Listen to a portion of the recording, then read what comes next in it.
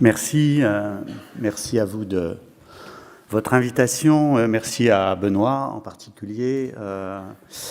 Alors je vais vous parler effectivement de cette expérience havraise, j'imagine que c'est le bouton vert, oui c'est ça, avec une petite chronologie succincte, et je parle sous le contrôle de deux de mes anciens directeurs généraux présents dans la salle, donc je sais que je serai rattrapé par la patrouille si jamais je dérapais. La chronologie pour vous donner un peu une idée de comment ce projet est arrivé au groupe hospitalier du Havre. Donc, pour ceux qui auraient quelques faiblesses en géographie, le groupe hospitalier du Havre est un des plus gros CH de France aujourd'hui, donc à l'extrême ouest de la Normandie et dépend donc de la zone universitaire rouennaise. D'abord, dire que c'est un projet de longue haleine et que on n'universitarise pas un territoire aussi facilement que ça, et c'est un projet qui a démarré à la fin des années 2000, 2008, 2010, avec des projets qui ont été montés à plusieurs niveaux. Le projet phare, et ça fait bien entendu le lien avec ce qu'on vient de dire, c'est la création de la PACES, 2014. Donc, et je confirme, hein, là on vient de fêter les 10 ans, et à 10 ans c'est encore un peu court pour évaluer. Voilà, on se disait à 10 ans on va voir qui s'installe. Alors vous savez bien, hein, d'abord 10 ans c'est aujourd'hui la durée moyenne, et puis on ne sait pas bien encore qui s'installe. Donc réinvitez-moi dans 5 ans. Création d'une PACES en 2014, je vous ai donné comme ça quelques chiffres un peu clés. Les internes au groupe hospitalier du Havre, quand je prends la présidence de CME en 2015, il y a 95 internes au groupe hospitalier du Havre. Cette année-là, les chiffres, c'est à la dernière promotion de novembre, c'est 143. Tout ça pour vous expliquer qu'on est bien sûr sur des effets extrêmement divers. En 2017, en lien avec la communauté urbaine du Havre et le groupe hospitalier, on met en place un modèle de financement. On l'a évoqué tout à l'heure sur la question des collectivités territoriales. Et ce modèle de financement qui engage à la fois l'établissement dont je suis le PCME et la communauté urbaine, le Havre-Seine Métropole, permet aujourd'hui le financement de la partie U des postes universitaires. Les externes, on ne les oublie pas, les étudiants hospitaliers, c'est important, on est dans une logique cohérente qui va, vous allez le voir, aller de la formation au recrutement et à la recherche. Les externes, ils arrivent au Havre à partir de 2018, sous l'impulsion de Benoît et de son prédécesseur, et je les en remercie. Voilà, il y en avait 5 au début, il y en a 25 à ce jour, 26, 2 lignes de garde, voilà, parce qu'on a entendu que c'était important pour l'université qu'il y ait des lignes de garde au Havre, hein, c'est des lignes de garde autofinancées, hein, voilà, juste pour vous dire ça, mais voilà, c'est important, vous savez bien, hein, les sujets de finance aujourd'hui sont majeurs, et voilà. Et puis la recherche clinique. Alors, on l'a dit, le président de France Université l'a dit tout à l'heure, je le redis, un des sujets centraux avec l'attractivité médicale, c'est la recherche clinique. En 2015, on crée une cellule de recherche clinique et une sous-commission de la CME en charge de ces sujets-là, de la coordination médicale. On adhère au groupe territorial de recherche clinique avec le CHU de Rouen l'année dernière. Aujourd'hui, c'est 6 ETP de tech, 8 normalement en 2026. J'ai la chance aujourd'hui d'avoir un directeur général très engagé, Thierry Biet, très engagé sur la recherche, et je l'en remercie même s'il n'est pas dans cette salle.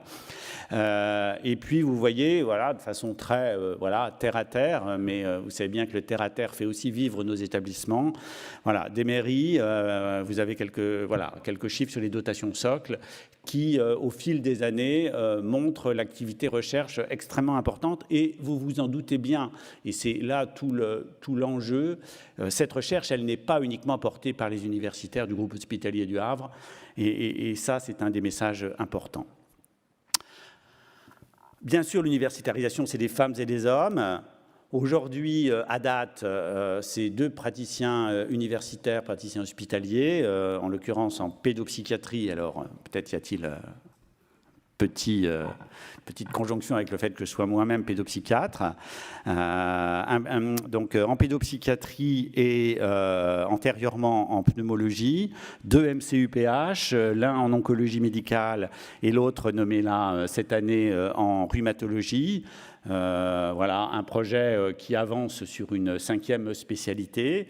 Et puis, au GHH, l'idée qui très vite a émergé en lien avec l'université et le CHU de Rouen, c'est de développer un peu le modèle. C'est-à-dire, l'idée, c'est pas uniquement d'avoir son PUPH, excusez-moi cette terminologie un peu terre à terre, mais c'est aussi de modéliser un peu différemment. Donc aujourd'hui, trois praticiens universitaires du CHU de Rouen sont aussi chefs de service dans notre établissement, donc sur un modèle territorial.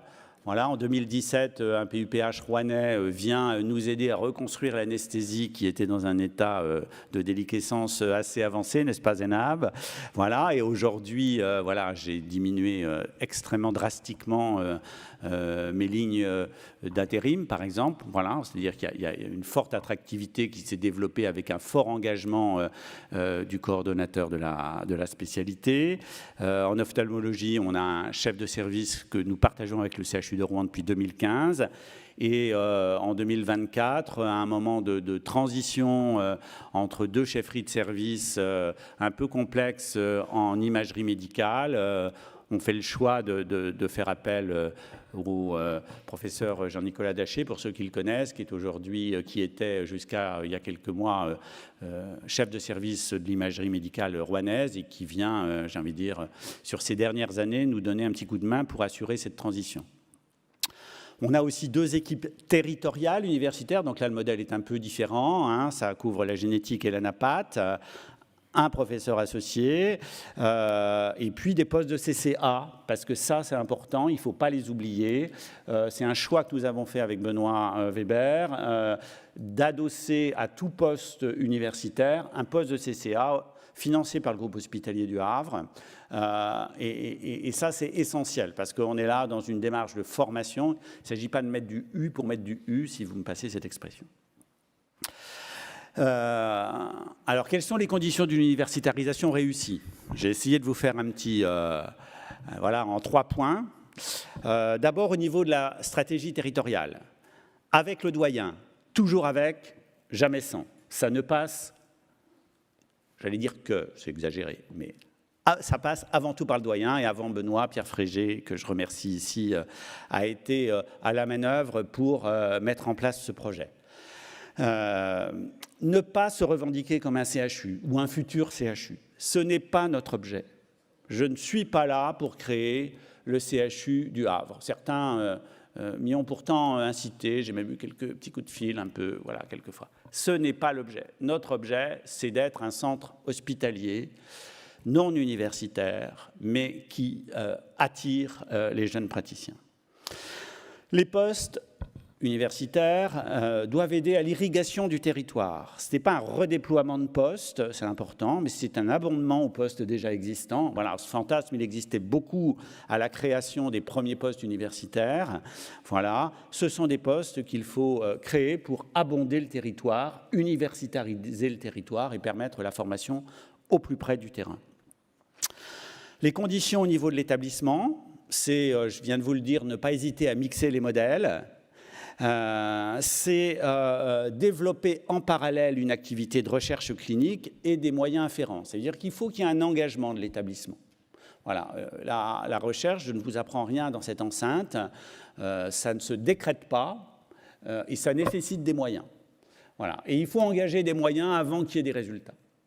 Voilà. Et donc ça, c'est le choix que l'ensemble des directeurs généraux ont fait successivement au groupe hospitalier du Havre. Au niveau de l'établissement, il faut prendre son temps. Voilà, je vous raconte une histoire qui a 15 ans, qui, je l'espère, continuera encore très longtemps, mais c'est une histoire qui prend du temps. Donc on ne décrète pas en 2025 qu'en 2026, on universitarisera un établissement. Et puis, j'aime beaucoup provoquer mes amis universitaires, en particulier ceux de mon établissement, en leur disant que finalement, ils ne sont pas là pour faire de la recherche, ça ne m'intéresse pas. ça les énerve quand je dis ça, bien sûr. Et après, je complète en leur disant qu'ils ne sont pas là pour faire que de la recherche, mais qu'ils sont là avant tout pour emmener l'établissement dans toutes ses composantes, dans des projets de recherche. Voilà. Ils sont les phares de la recherche de l'établissement. Et c'est eux qui entraînent la communauté médicale vers la recherche, et c'est aujourd'hui une réalité. Et puis enfin, et ce n'est pas le plus facile, croyez-moi, au niveau de la filière à universitariser, voilà, il faut que ça se fasse avec le CHU, pas contre le CHU. Voilà, et donc là, il y a un petit jeu de lien, enfin un petit jeu. Il y a un travail de fond, plus exactement, de proximité et de lien avec le coordonnateur de la spécialité. Il faut bien sûr que le coordonnateur s'engage. Voilà, il ne faut pas qu'on crée un universitaire parce qu'on en a un de trop et qu'on ne sait pas trop où le caser et que finalement, ça pourrait être une bonne idée de le mettre au Havre parce qu'à Rouen, on en a déjà 4. Alors vous comprenez, le doyen ne va jamais accepter un 5e poste universitaire. Non, ce n'est pas comme ça que ça doit marcher. Je ne dis pas que ça arrive. Hein. Voilà, et puis il faut bien choisir la filière. Donc il y a plusieurs options, peut-être là aussi un peu provocatrices. Il y a l'option de la filière en déshérence. De toute façon, personne ne dira rien à l'interne parce qu'il n'y a quasiment plus personne. Et c'est l'idée d'un projet de reconstruction de filière. Donc nous, on a fait ça dans certaines filières. Il faut une filière engagée et volontaire. On a ça, par exemple, sur la 5e filière, là, sur laquelle on est en train de penser l'universitarisation. C'est une filière qui va bien, qui a suffisamment de praticiens, mais l'universitarisation ne fait pas peur. Voilà. Une filière à vocation territoriale élargie, typiquement l'oncologie, par exemple, qui est dans notre territoire comme dans les vôtres, j'imagine, un vrai sujet. Voilà, on a fait le choix d'universitariser l'oncologie parce qu'il y a un vrai projet territorial d'oncologie. Et puis, il faut, je vous l'ai dit, et c'est vraiment essentiel, un lien fort avec le coordonnateur. On ne fait rien sans le coordonnateur de filière. Alors, pour conclure, parce qu'on m'avait dit d'être synthétique, donc j'essaie de l'être, 2 derniers slides. C'est donc un projet, l'universitarisation, un projet d'établissement, et c'est un projet qui profite à tous, au-delà des filières concernées. Hein, il y a un effet de ruissellement. Aujourd'hui, la dynamique dans nos établissements, dans notre établissement, elle est sur toutes les filières, pas uniquement sur les 4 ou 5 filières universitarisées, très loin de là. C'est un projet qui est rendu possible par l'engagement de tous. Vous avez bien compris qu'il s'agit aussi d'histoire de personnes. Il faut des politiques. Il faut des politiques qui s'engagent financièrement, mais pas que. Voilà, le sujet financier est un sujet, de savoir qui paie la part universitaire, etc. Mais il faut des politiques engagées. Nous avons cette chance extrême sur le territoire havrais. Antoine Ruffnac d'abord, et puis aujourd'hui Édouard Philippe, avec une communauté urbaine, et Édouard Philippe le souligne très régulièrement, et je tiens à le souligner, qui, dans son unanimité, vous imaginez bien qu'elle n'est pas toute derrière son président, hein, qu'il y a des forces d'opposition qui, toutes, dans son unanimité, soutiennent ce projet et le votent, y compris pour les dimensions financières.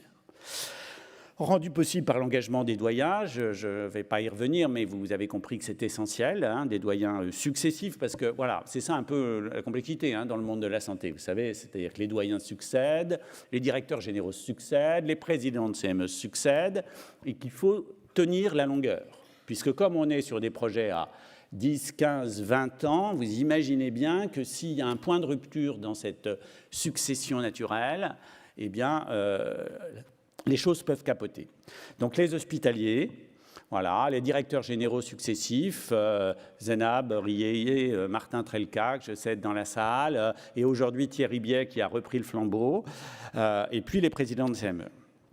Et puis une communauté médicale, parce que c'est bien beau d'avoir top management, comme on dit, mais il faut que la communauté médicale s'embarque. Alors, je ne vous cache pas, hein, en 2014-2015, la communauté médicale regarde ça avec un œil un peu soupçonneux, distancié, un poil inquiet, que vient faire le CHU chez nous, etc., etc. Et puis voilà, on leur prouve au fil des années que finalement, le grand méchant d'à côté ne vient pas les manger, mais qu'au contraire, les collaborations se structurent. Aujourd'hui, nos relations, je crois pouvoir le dire, je ne sais pas si Stéphanie de Kopman et Pierre Michel sont dans la salle, mais sont plutôt excellentes avec le CHU. Elles le sont à travers l'universitarisation et à travers le reste. C'est-à-dire que c'est aussi un facteur de lien sur le territoire. Et puis un projet qui embarque tout le monde, et ça moi j'insiste beaucoup là-dessus, comme pilote de la communauté médicale, c'est un projet à fort pouvoir d'attractivité. Aujourd'hui, vous voyez, plus 90 ETP les 5 dernières années sur les effectifs médicaux du groupe hospitalier du Havre. Aujourd'hui, le groupe hospitalier du Havre, c'est 450 ETP médicaux à peu près.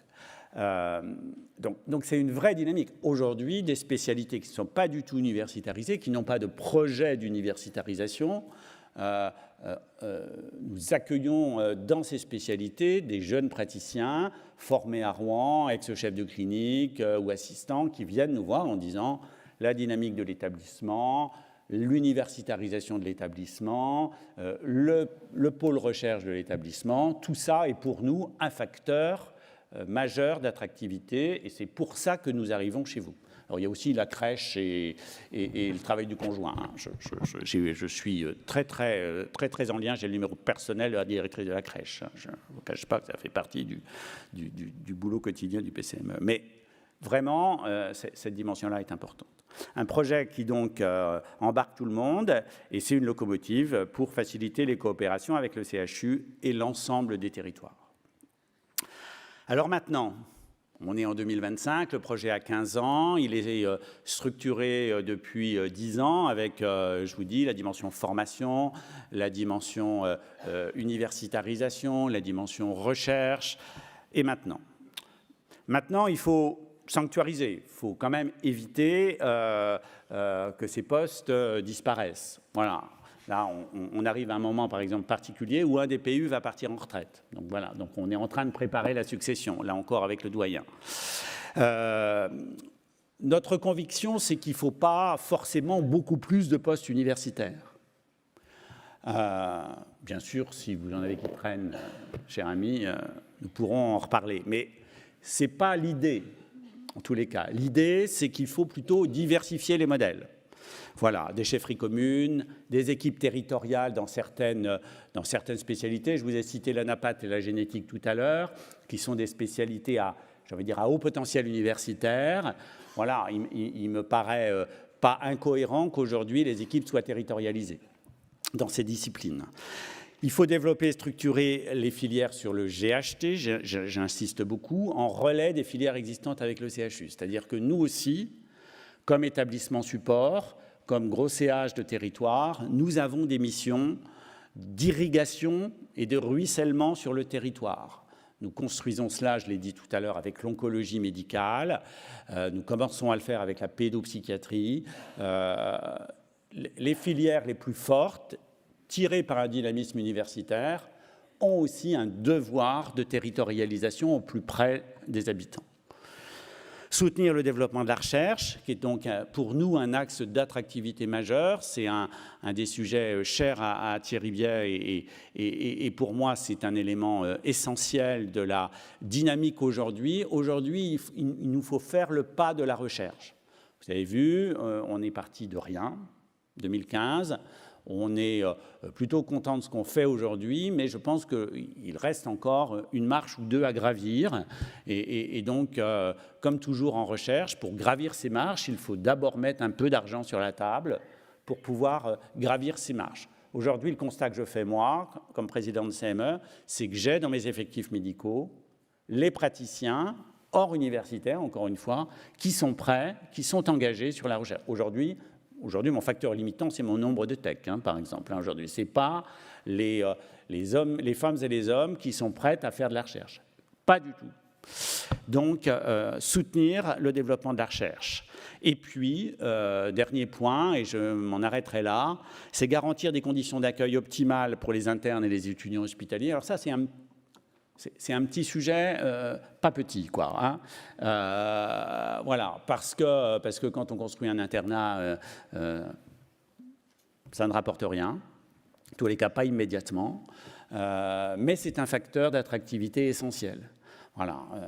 Et donc là, on s'est lancé avec le DG dans un projet ambitieux qui devrait, dans quelques mois, nous permettre d'accueillir sans difficulté les internes, puisque depuis 2-3 ans, là, on commençait à être un peu serré et que, pour le coup, on devait faire des choix. Et ça, je pense qu'il ne faut pas que nous ayons à faire de choix sur les internes et à se dire les plus âgés, ils vont se débrouiller, on va prendre que les plus jeunes, etc. Des choses assez complexes. Et donc, voilà, donc on vient d'augmenter notre potentiel de logement. Et ce potentiel de logement, il faut l'avoir aussi pour les étudiants hospitaliers. C'est important parce que les étudiants hospitaliers, vous ne l'ignorez pas, ils ont une rotation beaucoup plus importante. Donc c'est plus compliqué parce qu'il ne reste que quelques semaines, 3 à 4 mois au maximum. Et donc il faut faire des états des lieux, des machins, des trucs. Voilà. Donc il faut imaginer des modèles un peu différents du modèle de l'internat qu'on connaît. Il faut que le groupe hospitalier du Havre reste, continue d'être le parcours obligé dans la formation des internes du territoire rouennais. Je vous remercie.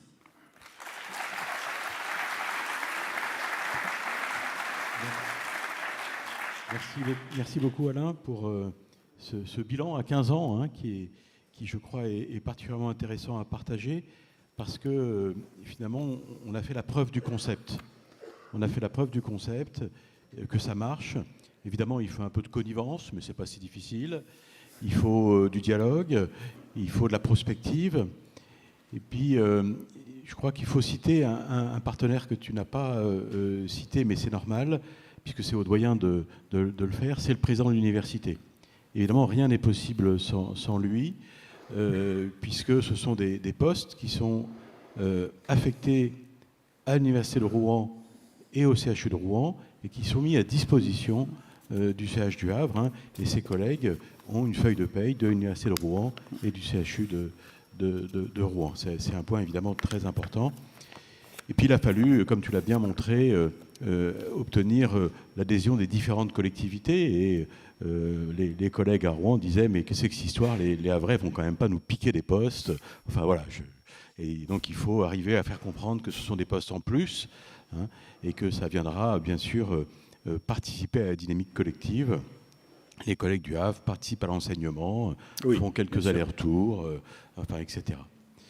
Et maintenant, les externes, qui au départ ne voulaient y aller que l'été, parce que je vous rappelle que le Havre est une ville de bord de mer. Hein, excellent pour le kitesurf, pour votre information. Sont d'accord pour y aller aussi l'hiver. Et puis, l'externe voit que l'interne n'est pas malheureux là, l'interne voit que le chef de clinique n'est pas malheureux, et le chef de clinique, il va s'installer soit dans l'équipe de son senior, soit en proximité, dans le cadre d'un réseau professionnel.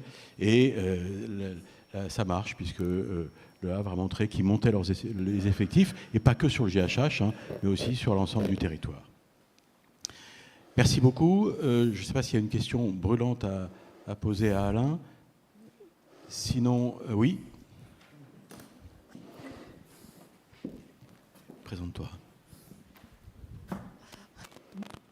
Cécile Géglin, directrice générale du CHU d'Angers. Merci beaucoup, Dr. Fuseau, pour cette présentation sur laquelle on a déjà eu l'occasion. Ça passe mal, je pense. Le micro passe mal, oui.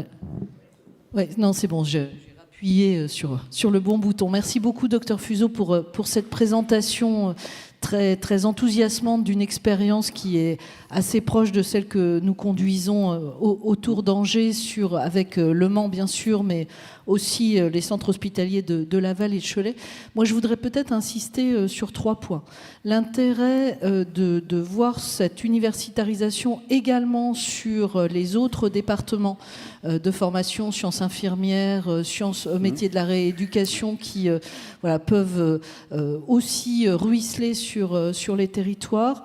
L'impact positif, y compris pour la médecine générale, avec des postes d'universitaires qui ne sont pas basés dans un centre hospitalier, mais dans un cabinet de médecine générale, et qui du coup permettent aussi sur le plan de la recherche d'avoir une autre dynamique. Et puis un point d'inquiétude qui rejoint plutôt l'intervention du président de France Université, qui est la nécessité que l'État à un moment donné prenne le relais lorsque sur les territoires on a réussi à faire la preuve de concept de l'efficacité de ce type de démarche, puisque la difficulté à laquelle nous sommes confrontés, nous, dans la région des Pays de la Loire, c'est le fait que nous n'avons pas de mal à convaincre les collectivités territoriales d'apporter une part de financement aux postes universitaires nouveaux, mais nous avons de plus en plus de mal à les convaincre de continuer à payer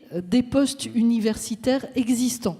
Ce qui, pour les médecins qui se sont engagés dans cette démarche-là, est une insécurité tout à fait désagréable et contre-productive. Et donc, il faut, à un moment donné, que ces postes puissent être des postes qui bénéficient d'un financement pérenne et sur lequel on puisse titulariser les gens qui se sont engagés, de façon à ce qu'on puisse continuer à développer la démarche et la diversifier comme vous le soulignez. Oui, c'est vrai que j'aurais pu d'ailleurs évoquer les autres universitarisations, parce qu'on a en particulier une activité extrêmement forte de recherche autour des kinés, et qu'un de nos kinés vient d'ailleurs d'être nommé praticien universitaire, et que ça commence à diffuser sur en particulier les sciences infirmières. Et puis, oui, bien sûr, tu as raison, la question du relais va un jour se poser. C'est une question qu'on ne peut pas éluder ici autour de cette table. Et donc, notre idée, c'est vraiment de se dire, nous, aujourd'hui, voilà, on fait la preuve, on accumule les preuves pour que demain, ce relais puisse se faire de façon cohérente. Jean, une dernière question ? Merci beaucoup, Jean Della Monica, je suis le doyen de Nice. J'ai une question sur l'affiliation en équipe de recherche. Nous sommes des UFR, le R veut bien dire recherche. Et quelle affiliation? Et le corollaire de ça, quelle évaluation finalement de ces PUPH ou MCUPH sur les 3 critères que l'on a habituellement, les étudiants encadrés, et là je parle de PhD, l'obtention de crédits recherche, et également les papiers qui en découlent. Alors l'affiliation se fait sur Rouen, oui. Tu pourras compléter Benoît, mais en tous les cas aujourd'hui il n'y a pas d'unité de recherche au sens INSERM du terme au groupe hospitalier du Havre. C'est pas vraiment le projet, l'idée c'est plutôt de venir abonder l'activité. Et puis après, la production de recherche, elle produit, bien entendu, tout ce qui va bien en points et autres argent sonnant et trébuchant, et donc ensuite est redistribué au groupe hospitalier du Havre à travers le GTRC. Je ne sais jamais dans quel sens ça marche, l'acronyme. Enfin, le groupe recherche que nous... groupe territorial que nous constituons avec le CHU. Jean, ils sont affectés, je le redis, en fait, à l'université de Rouen, Normandie. Et donc, ils sont intégrés dans les équipes de recherche de l'UFR Santé, mais délocalisés sur le site du Havre, avec une mission précise. Et donc, ils émargent dans nos équipes de recherche. Il n'y a aucun débat là-dessus. Je crois qu'il n'y a pas de difficulté pour le Havre sur ce point. Et c'est finalement vraiment une antenne territoriale. C'est une projection de l'UFR Santé vers le Havre pour générer un dynamisme que Alain a bien rapporté. Bon, je vous propose de remercier nos 3 intervenants. Et